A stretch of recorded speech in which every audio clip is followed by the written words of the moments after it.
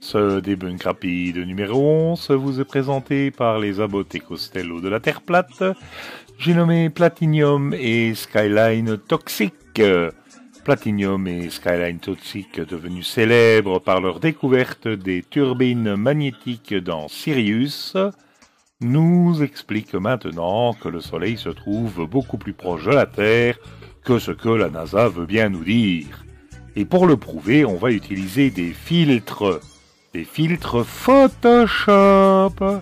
Et là, c'est notre ami Fred Aves qui va débunker cette vidéo en leur expliquant gentiment ceci. Tout le reste de sa vidéo, ça n'est que des filtres Photoshop qu'il a appliqués. Et les filtres Photoshop, c'est pour modifier une image. C'est pas pour faire de la science avec. Avec un filtre Photoshop, vous ferez pas de science avec. Je pense que Fred Aves n'a pas encore réalisé que ces branquignoles pensent que réellement, avec des filtres Photoshop, on est capable de révéler de l'infrarouge, ou des températures, ou des rayons X. Il ne se rend pas compte que, par exemple, dans la photo de la galaxie spirale M51, l'image de gauche est en lumière visible et l'image de droite est en infrarouge, et que l'infrarouge n'est pas directement perceptible par notre œil. Mais pour eux, il suffit de prendre l'image de gauche, de la colorier en rouge, et voilà, une photo infrarouge. Il en va de même pour le grand chaman à plumes, qui à chaque hangout nous présente une photographie du soleil en rayon X, et vient nous dire, vous voyez, les 2/3 de la surface du soleil ne sont pas visibles, c'est un CGI. Oui, fatalement, c'est des rayons X, pas des rayons visibles. Pour commencer à voir l'activité du soleil, même pour un astronome amateur, il faut utiliser un filtre de Fabry-Perot, appelé aussi filtre H-alpha.